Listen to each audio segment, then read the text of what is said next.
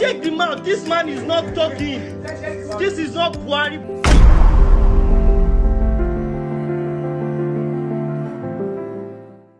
As the world becomes increasingly digitized, the amount of time spent on the internet is rising rapidly.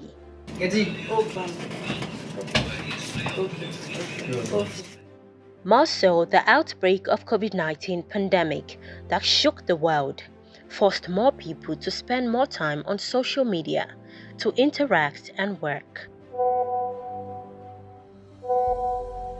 Either on the streets, in schools, or at business centers, many people now focus more on their smartphones.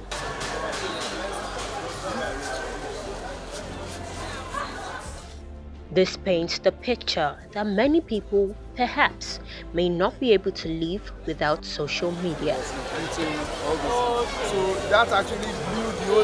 With internet penetration and advanced technology, it has become possible for people to manipulate pictures, videos, or voices to suit their taste or achieve certain aims.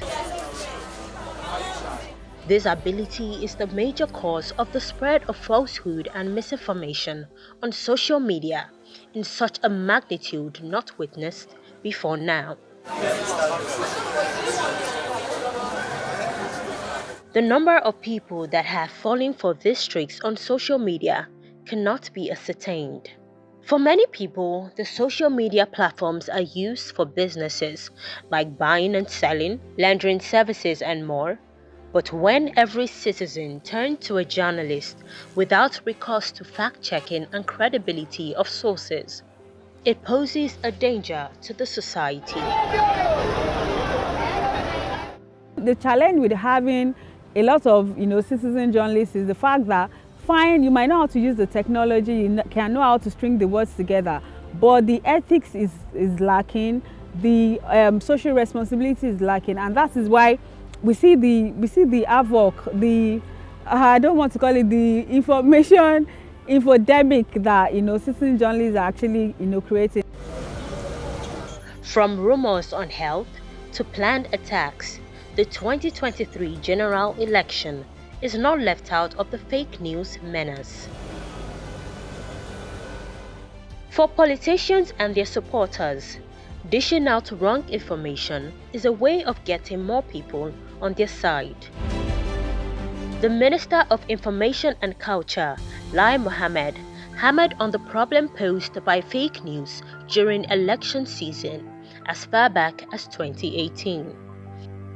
During the run-up to the 2019 election, you will hear more incredulous fake news.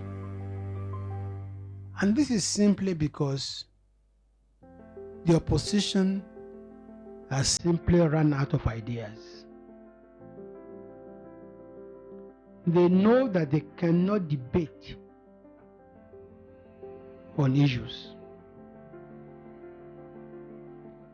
And they have resorted to fabricating fake news. As a matter of fact, we have it on good authority that it is the only weapon left in their arsenal, and they are going to use it devastatingly. But has anything changed between then and now?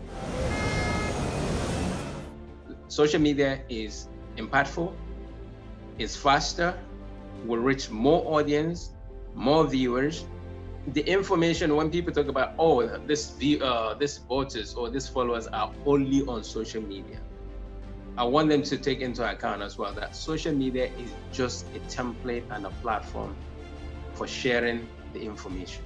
Majority of the voters are not on social media. They don't have handles. They're at home. They're in their local community. So messages has to go through to them to know. But I will say one thing, anywhere party A is being mentioned, there is a likelihood that party D, A, B, C, D, E are mentioned in that same locality. Because nobody goes to one place and talk just about their party. So the big parties are going talking, don't vote for B, C, D, E. Then my point is, who is B? Who is C? Who is D? Who is E? Why did they say I shouldn't vote for B, C, D, E? But by the way, I would like to know who is at B, C, D, E. With a number of self-acclaimed journalists, one instance that continues to play in my head is the EndSARS protests.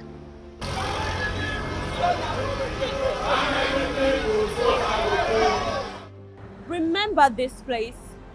The hashtag EndSARS was one of the biggest movements in Nigerian history. I would always ring a bell in the future. Now, if such a movement could become a worldwide trend from just some social media tweets, how much more could social media be used to have a good electoral process without concerns about fake news?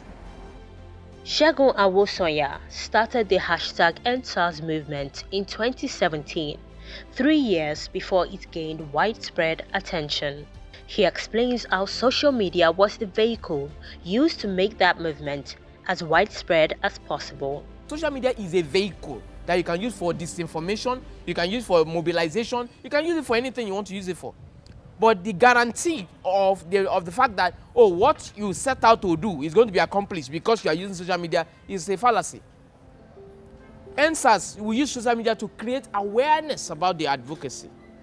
It wasn't social media that delivered the bills. It wasn't social media that got the president to get things done.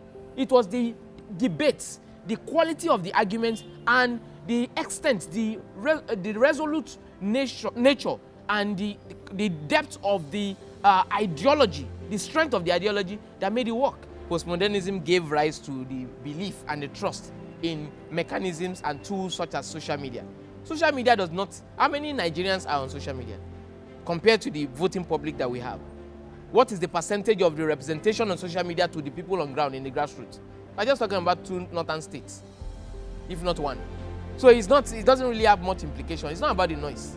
But as much as social media may be used to advance an idea, it could also be used to change the course of an action or movement to a negative one. Fake news can go on because of the nature of the climate that we live in today. Because people simulate the simulation of simulations. Social media only enhance the simulation, enhance the proliferation of those simulations. So the blame is not on social media. The blame is on the people. The level of education of the people, the level of awareness of the people, and the level of insincerity of the people. Right now, our society is only mirroring our government, as our government is mirroring our society. We need to end fake news. Inoculate yourself, educate yourself, find out do your own studies yourself. Don't be brainwashed. Anybody who have to abuse or demonize other people don't have anything good for you. In the last few months, the social media space has witnessed a buzz, with supporters of the major contenders for the 2023 elections using various platforms to campaign for their candidate online, even when the embargo has not officially been lifted. According to the Independent National Electoral Commission (INEC), more than 96 million eligible voters registered to participate in the 2023 elections, a figure higher than that of 2019.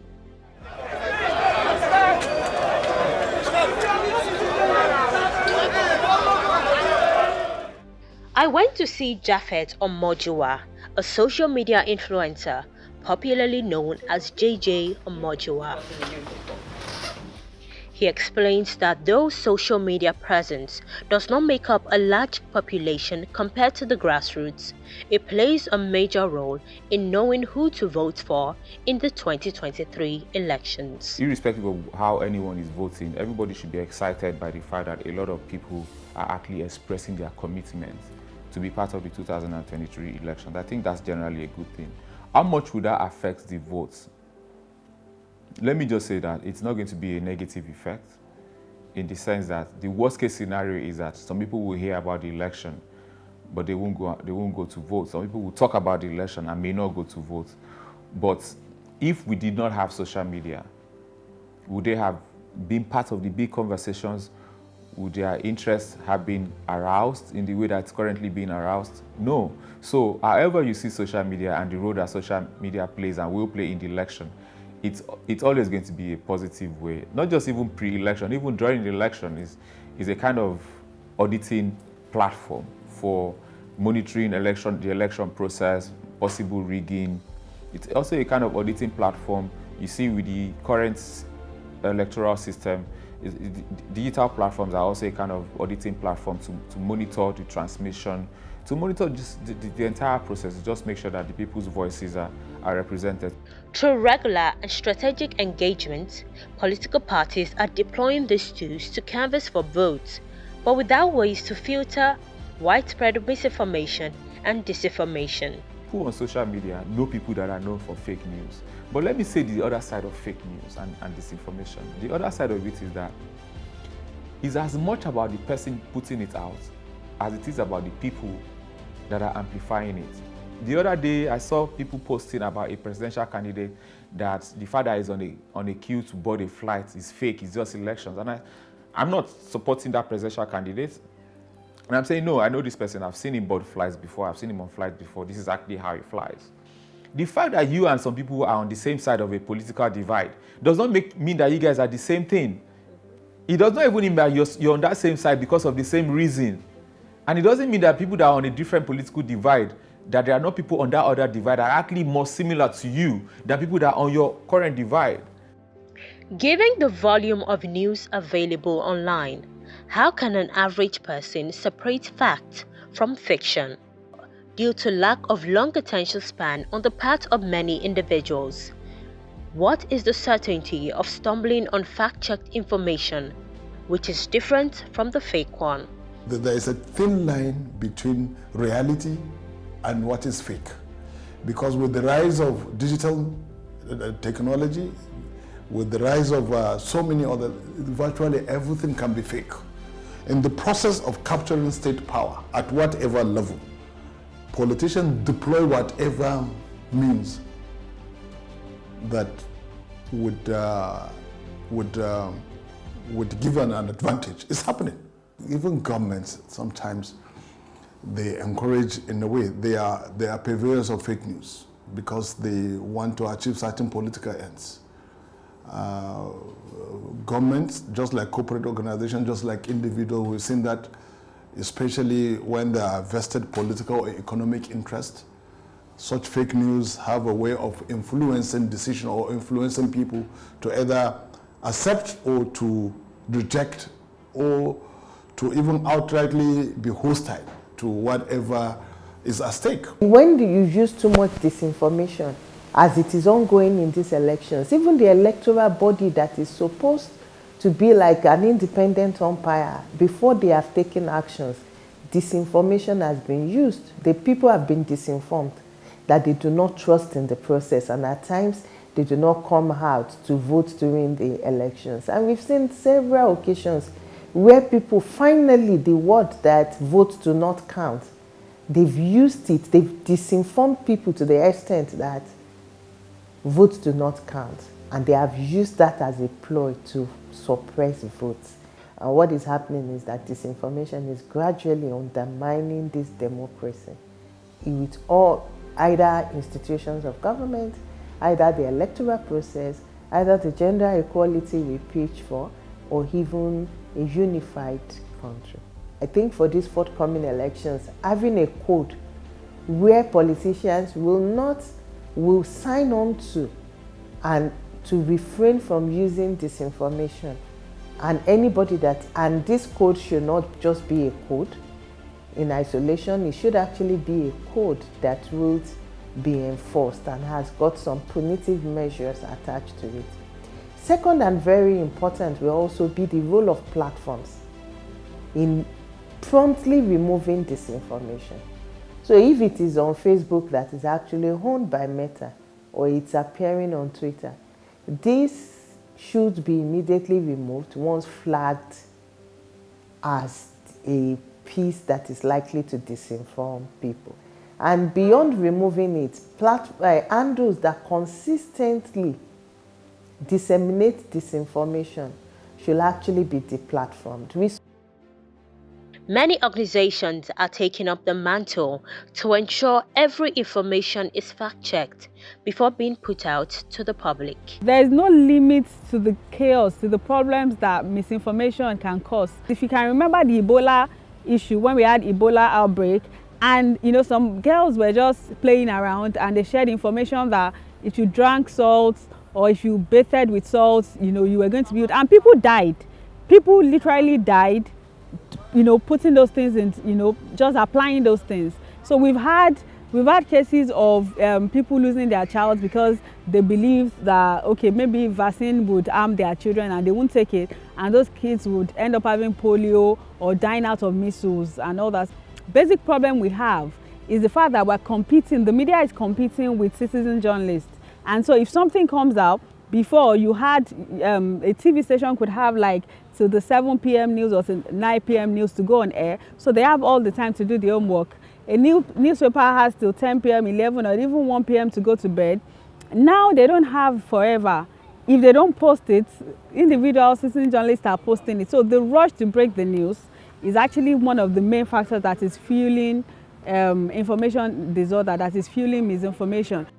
This is election season. There's a battle for votes. There's a battle for minds and hearts. And expectedly, there will be a lot of, a barrage of information, a barrage of statistics, so it is expected that there will be fake news. NSAS is just the perfect and ideal example. It all started from social media and it translated into real life action, real life movement, and we are looking at another, movement in the obedience movement. Of course, a lot has been said about it. They are just social media, noisemakers, but I disagree, because it is growing. Although advancement in technology has given rise to manipulation of video, audio recordings and pictures, these fact-checkers say lack of media literacy is a major factor responsible for the spread of fake news. This is wartime for fact-checkers. This is wartime across board. We have to, come out with our ammunition. We have to face this barrage of misinformation. So in terms of positive, this fake news trend right now in relation to the 2023 election is actually going to strengthen fact-checking. It's going to make gatekeeping more intentional in terms of virality, in terms of specifically WhatsApp. We decided that let's try and attack the misinformation through the same platforms that they are being disseminated.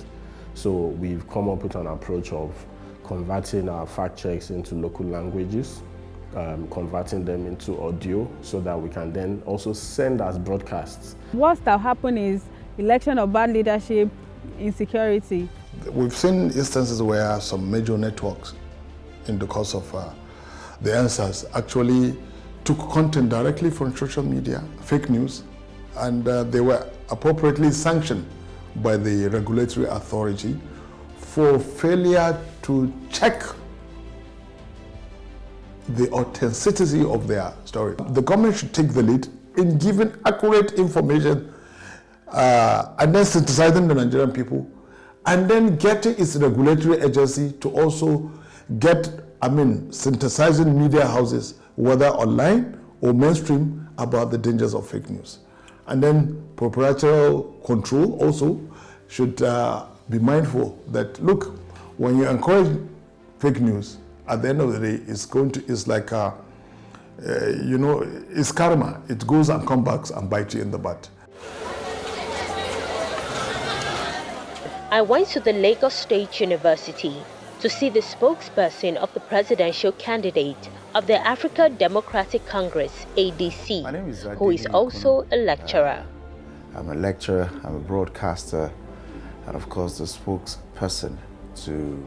He explains that the social media has been an effective tool in informing people about elections, but it can also be a dangerous weapon for inciting violence. Business of power is the most serious business the world over. Everybody is a political animal, even from the domestic front. And anybody who holds power even controls the most intelligent of people within the geographical space where such power is sought or held. And you'd also understand that electing the president of a country into an office is the biggest of all electoral activities. It therefore would be expected that certain antecedents regarding news dissemination and restiveness of even the news call is in tandem with the election period. So I must say very clearly here that it is expected, and it is of course not peculiar to the country. India has in excess of 800 political parties, although the political parties are structured in such a way that it is not every political party that can vie for the position of prime minister. Some would actually be at the regional level. Don't forget, we're talking about 1.3 billion people. It is the same thing everywhere. Technologically advanced countries are really facing equal challenges, but because they are pretty much advanced in the use of technology, they are able to quickly identify those things that are not true and of course announce to the world that it is fake and not be believed. So you'd expect that the business of power will mean doing everything you can, infused with desperation at times, to get power from your opposition or to continue in power if at all you are seeking another term. And don't forget that when people seek power, at times they forget being charitable, because it's about quest to hold, quest to control, and quest to actually dominate. Because when we talk about fake news does not only mean disseminating information that pull down another person, it also means dissemination falsehood about your candidate so that you can gain traction and gain the attention of people. I think social media has done a lot that people should pay attention to. And from point A, you have to look at the whole haul. You have to check the entire chain, from the NSAS protest to the impact it has had on the Lekki commercial activities, to INEC extending the date, to many other statements made. I think that it is gaining traction for people who don't have machines run their social media platforms. And that will definitely also go into the next election. And let me say this, Nigerians have become more dogged than ever before. Gone are the days where you have a lot of people, when it's time for election, to just go hide. Millennials have resolved to take their destinies in their hands. And they are doing that because of the information that we have available on social media to them. When it comes to information, it could be stumbled upon, shared by friends, or sometimes may just fit a personal or collective bias. Imagine walking into a room filled with papers and write-ups of different kind. I then asked some of the students how they are able to filter information they receive on social media. I verify my news with the what is trending, and if the page, if they are verified on Twitter, that means it has to be authentic news. And the follow-up questions that come up with it, the comments that people say, what people say about it, and then I watch news a lot. The social media has been actually helpful. I'll give like an instance, Instagram. Like they've been making several posts. Fake news, they're actually easier they circulate easier more than the real news. Like there are a lot of fake news going on about every candidate that are contesting for this presidential post. So I think the best way for you to verify this is when this particular candidate comes out to like defend himself about the news that has been circulating. The NSAS protest of 2020 opened the floor for many youths to make their voices heard online. And it may just be time to transfer that into real life. The rise of social media has offered numerous advantages, including the ability to make money, network, and create business opportunities. But the downside is it has become a platform for all kinds of misinformation. But with the 2023 elections just few months away, the social media space will be flooded with news from a variety of sources. And observers say the upcoming polls will be the ultimate test for fact checkers against fake news.